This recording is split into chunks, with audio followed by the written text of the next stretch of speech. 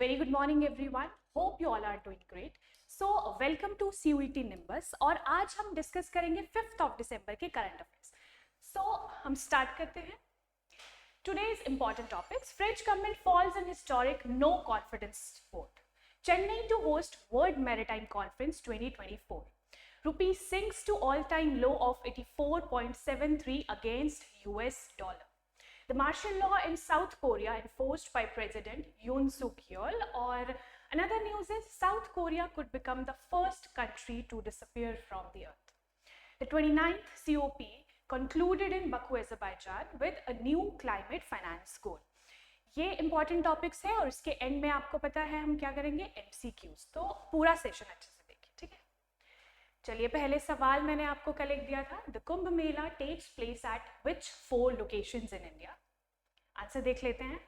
हरिद्वार, प्रयागराज, उज्जैन, नासिक और हाँ यही 4 है. देन हरिद्वार में है गंगा रिवर, उज्जैन शिप्रा, नासिक गोदावरी. प्रयागराज में आप देखेंगे confluence of 3 reverse Ganga, Jamuna और सरस्वती. तो हम अपना सेशन शुरू करते हैं इस सवाल के बाद. French government falls in historic no confidence vote. देखिए आपको समझने के लिए पहले ये समझना पड़ेगा कि नो कॉन्फिडेंस वोट एग्जैक्टली होता क्या है. No confidence motion in India, India के पर्सपेक्टिव में हम देखेंगे. देखिए क्या होता है, पार्लियामेंट्री प्रोसीडिंग्स का ये एक डिवाइस है, ठीक है. It is a device under the parliamentary proceedings जिसमें होता क्या है. आर्टिकल 75 आता है. आर्टिकल 75 क्या बोलते हैं कि काउंसिल ऑफ मिनिस्टर्स ऑफिस में तब तक रहेंगे जब तक वो एंजॉय कर रहे हैं कॉन्फिडेंस ऑफ मेजॉरिटी, ठीक है. Ministry of Council stays in office as long as it enjoys the confidence of the majority of the members of Lok Sabha. इसका मतलब है अगर मेजॉरिटी नहीं है, जो रूलिंग पार्टी है उसके पास, तो काउंसिल ऑफ मिनिस्टर कोलैप्स कर जाएगी. वही हुआ है फ्रेंच में. इन्होंने नो कॉन्फिडेंस मोशन या फिर नो कॉन्फिडेंस वोटिंग हो गई और इनका क्या हुआ, बजट जो है वो पास नहीं हुआ. इसका मतलब है कि जो प्राइम मिनिस्टर माइकल बर्नियर जो बजट पास करना चाह रहे थे वो पास नहीं हुआ और नो कॉन्फिडेंस वोट आ गया, जिसकी वजह से जो गवर्नमेंट है, करंट गवर्नमेंट है, काउंसिल ऑफ मिनिस्टर है, वो कोलैप्स कर गई, ठीक है.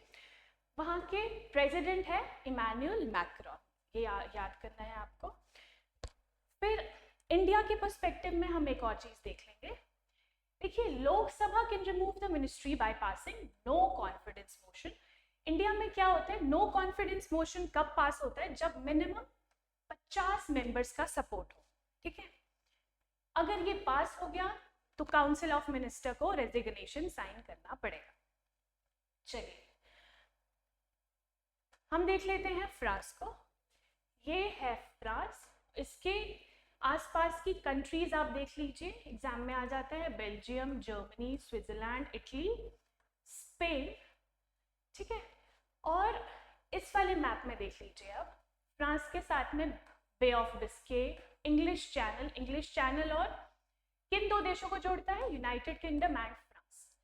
इसके साउथ में आ जाएगा मेडिटरेनियन सी, इस तरफ है अटलांटिक ओशियन. तो ये आप मैप दिमाग में ध्यान रखना है कि कहाँ कौन सी कंट्रीज इसके आसपास है. चलिए, Chennai to host world maritime technology conference 2024. Chennai में कॉन्फ्रेंस हो रही है. कहाँ पे, the institute of marine engineers India Chennai branch, ठीक है. ये जो इवेंट है ये एवरी 3 years में होता है, ठीक है. The world maritime technology Congress के अंदर ये आता है क्या, the world maritime technology conference, ठीक है. इसका थीम देख लीजिए, maritime innovation, sustainability, AI integration and global trade connectivity. कुछ गोल्स इंपॉर्टेंट है, knowledge sharing, show casing advancements, addressing challenges, fostering international cooperation. ये लोगो है वर्ल्ड मैरीटाइम टेक्नोलॉजी कॉन्फ्रेंस का. चलिए इसका सिग्निफिकेंस इंडिया के लिए क्या होगा, कुछ पॉइंट्स आप ध्यान में रखेंगे. facilitate knowledge sharing, ठीक है. Then showcase advancements, discuss challenges and opportunities, strengthen international cooperation in maritime. ये सारे significance किसी भी कॉन्फ्रेंस के कुछ ना कुछ सिग्निफिकेंस रहते ही हैं, और जो बेसिक सिग्निफिकेंस रहते हैं वो आप ये सारे नोट कर सकते हैं, ठीक है. चलिए अब हम देखेंगे कुछ important facts about maritime day. World maritime day कब मनाया जाता है? द लास्ट थर्सडे ऑफ सितंबर. और 2024 में कब आया था? सितंबर 26. कुछ डेज होते हैं जो कि ऐसे ही मनाए जाते हैं कि लास्ट थर्सडे ऑफ सितंबर और last Friday of some month, ऐसे ऐसे भी कुछ डेज होते हैं जो पर्टिकुलरली ऐसे ही मनाए जाते हैं. तो वो अलग अलग दिन में फॉल करते हैं हर साल, को ध्यान रखना होता है. इसकी थीम क्या है? Theme is navigating the future, safety first, ठीक है. चलिए, rupee sinks to all time low of 84.73 against US dollar. Rupee sink कर गया है, मतलब कि डिप्रिशिएट कर गया है, ठीक है. The Indian currency has depreciated to all-time low of 84.73 against dollar. इसके कुछ रीजंस हैं जो कि एक्सपर्ट्स का कहना है कि ये भी कुछ रीजंस हो सकते हैं. पहला तो इंडिया का स्लोड इकोनॉमिक ग्रोथ. देखिए अभी जो क्वार्टर 2 का रिपोर्ट आया था उसमें क्या था?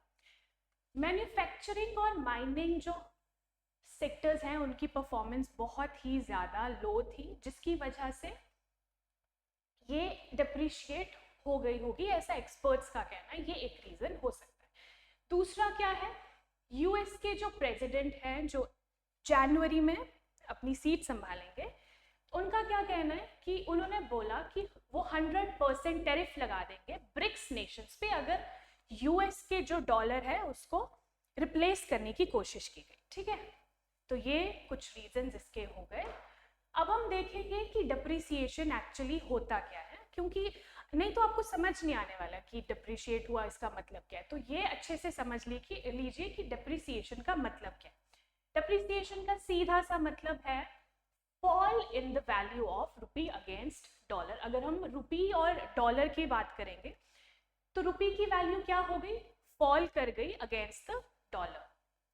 इसका मतलब है rupee becomes less valuable and weaker, ठीक है. चलिए हम देखेंगे एक्सपोर्ट्स और इंपोर्ट्स पे इसका इफेक्ट. चलिए इंपोर्ट और एक्सपोर्ट, इसका क्या इफेक्ट होगा.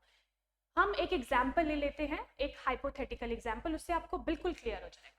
देखिए पहले $1 पे, ये हाइपोथेटिकल है, ये एक्चुअल वैल्यू नहीं है,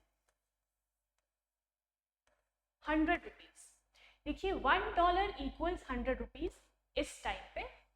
लेकिन क्या हुआ? रुपी की वैल्यू डिप्रिशिएट हो गई. अब $1 पे कितना मिल रहा है? रुपी हो जाएगा 200, डिप्रिशिएट कर गई. अब 200 रुपीज पे $1 पड़ रहा है, ठीक है. तो क्या हो रहा था? पहले हमें 100 रुपए की एक साड़ी पड़ती थी, मतलब कि यूएसए से कोई खरीद रहा था और हम लोग एक्सपोर्ट कर रहे थे, तो उसको 100 रुपए की पहले एक साड़ी मिल रही थी. अब उसे एक ही डॉलर पे कितनी साड़ीज मिलेगी? 2 साड़ीज. तो एक्सपोर्ट पे क्या इफेक्ट हो गया इसका? हमारे एक्सपोर्ट पे क्या हो जाएगा? एक्सपोर्ट्स बढ़ जाएंगे और इंपोर्ट्स कम हो जाएंगे. इस केस को अगर हम उल्टा कर दें तो डेप्रिसिएशन की एक अच्छी चीज क्या होगी कि हमारे एक्सपोर्ट्स बढ़ जाएंगे. ओके, चलिए. The martial law in South Korea enforced by President Yoon Suk Yeol. क्या हुआ? साउथ कोरिया में मार्शल लॉ आया. इसमें क्या हुआ? ये जैसे ही फोर्स में आया इसे थोड़े टाइम बाद हटा भी दिया गया. लेकिन आप देख लीजिए इसमें होता क्या है मार्शल लॉ में. मार्शल लॉ में होगा कि स्टैंडर्ड सिविल लिबर्टीज हटा दी जाती है या फिर सस्पेंड की जाती है. इसका रीजन जो है वो क्या था? वहां पे जो कंजर्वेटिव पीपल पावर पार्टी है और लिबरल ऑपोजिशन डेमोक्रेटिक पार्टी है, वो एक बजट बिल वहां पे पास नहीं हो रहा था. तो उसके बीच में क्या हुआ? वहां के जो प्रेसिडेंट है उन्होंने क्या किया? मार्शल लॉ इम्पोज कर दिया, प्रेसिडेंट यून सुक योल, ठीक है. ये थी न्यूज. और साउथ कोरिया के बारे में एक और न्यूज़ भी है important. South Korea could become the first country to disappear from earth. इसका मतलब क्या है? देखिए, साउथ कोरिया का जो नेशनल बर्थ रेट है वो बहुत ही लो हो गया है, दैट इज 0.72।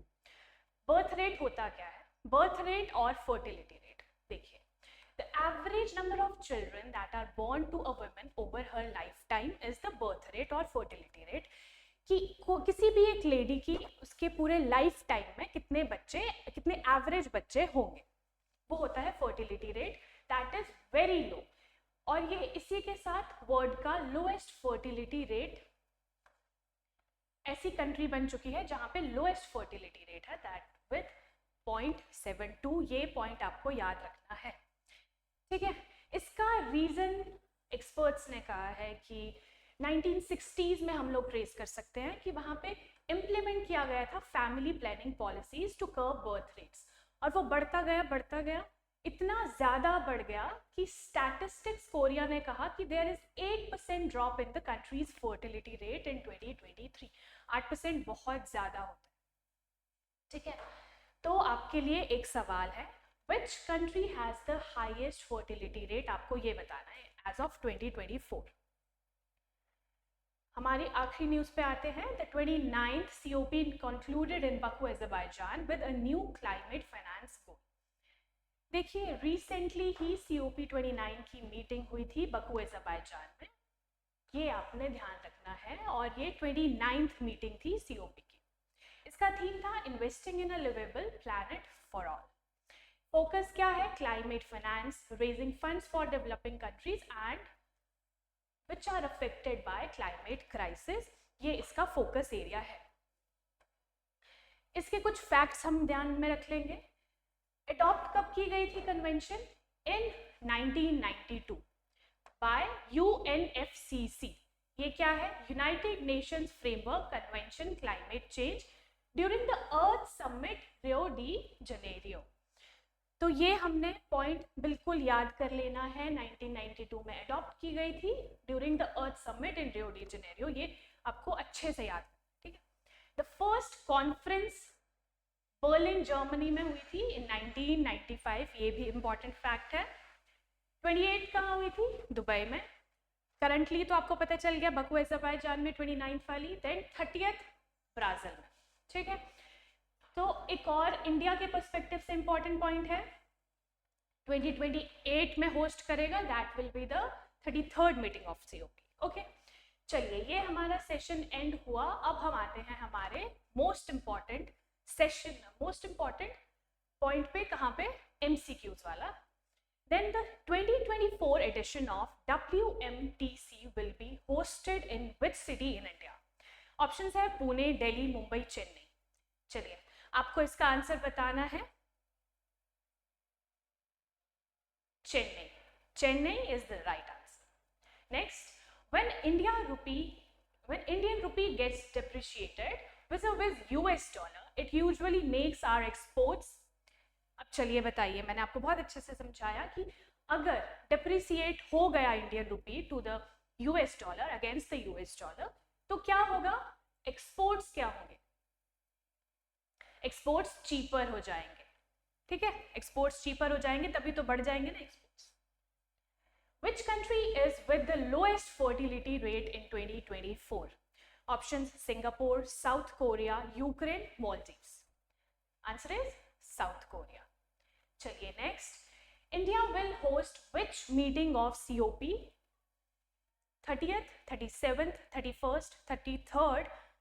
चलिए बताइए, अभी ये तो लास्ट न्यूज ही थी, 33rd मीटिंग, ओके। तो आपके लिए एक सवाल, France shares it's borders with which countries? आपको सारी कंट्रीज का नाम बताना है कि किन किन देशों के साथ फ्रांस बॉर्डर टच करता है, ठीक है। So, thank you so much. This was all about our session for today. Hope you enjoyed the session और मिलते हैं आपको next session में. Thank you so much.